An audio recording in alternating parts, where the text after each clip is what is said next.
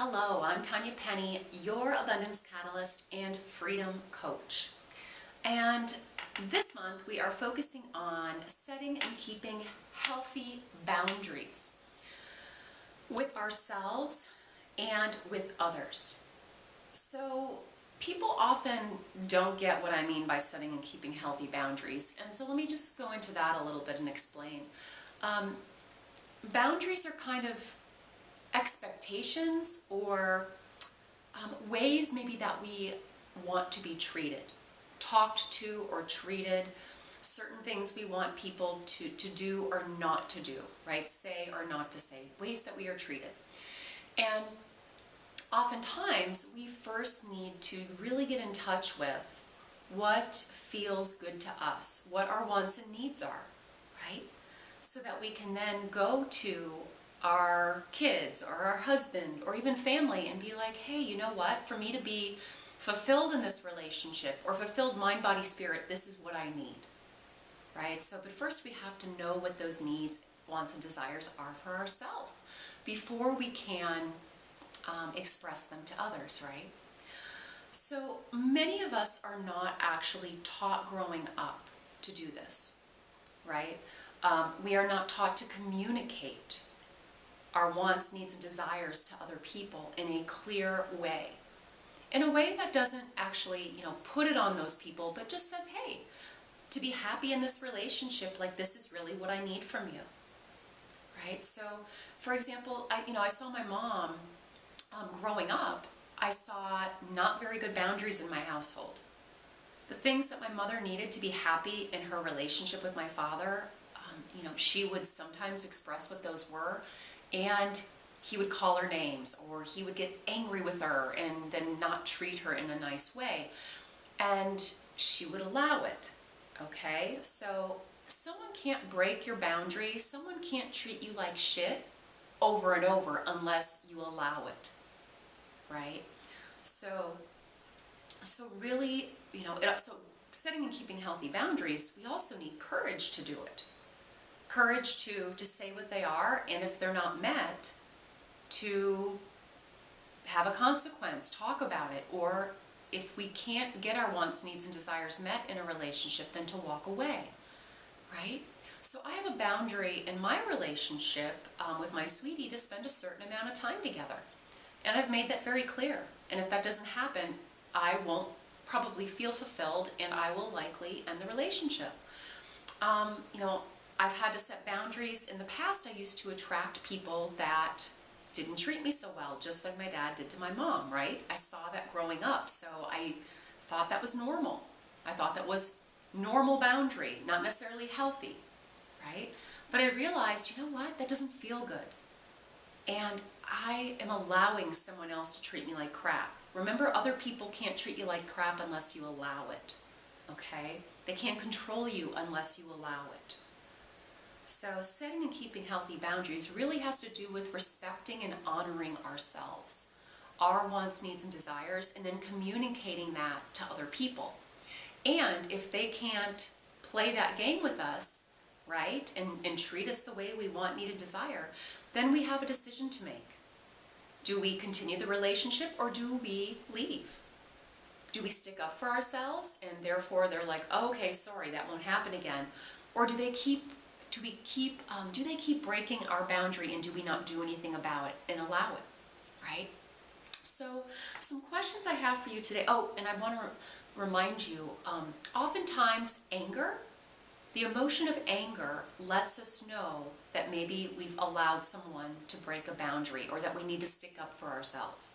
So for a lot of women, that's, and for some men too, that's really hard, right? Because we've stuffed down our anger and we've stuffed not speaking up for ourselves. So when you get more in touch with your emotions and allow yourself to feel all your emotions and not be afraid of your anger, you can start to use that as a red flag, a warning that, you know what, I'm not being treated the way that I deserve and want to be treated, okay? It's not honoring me. I'm not respecting myself by not saying something. So ask yourself this, reflect on these things. Number one, what did you see growing up in your household? You know, as far as setting and keeping healthy boundaries. Did you see your mom and dad do that? Did you see them not do that? Like, so take a little time to reflect on that, because that's going to be very much a pointer as to maybe you're not so good at it either, right? If you didn't learn it. A lot of us have to learn and practice, and it can be really scary, right? So the second question is, who do you have trouble expressing your wants, needs, and desires to? Right? Do you have trouble doing that with your significant other, your kids, your parents, friends, your healer or coach? Right? I had a client email me the other day and say, you know what, I need to say something to you. There was a way I was feeling after our session, and and I said, great, let's talk about it. And it was so good for her to practice doing that, because she's been really afraid of speaking up for herself and how she feels, sharing how she feels.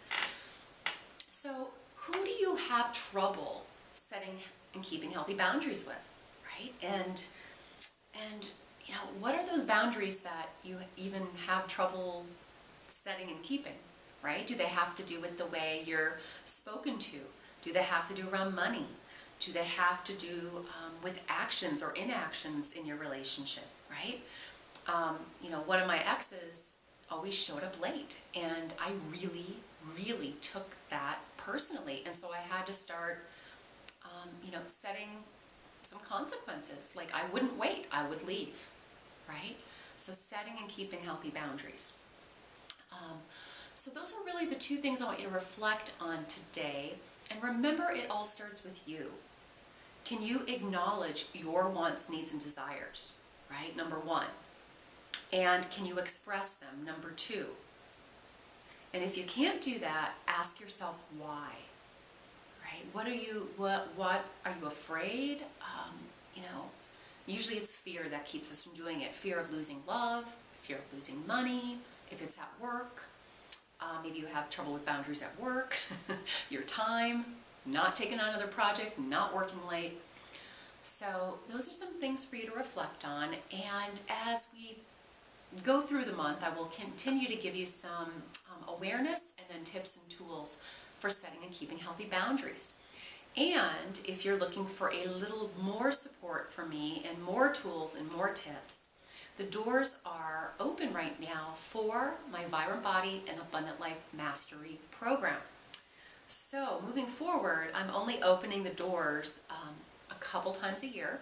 This month we are diving into setting and keeping healthy boundaries. So if this is something you're interested in, you may want to go take a look, find the information below to check it out.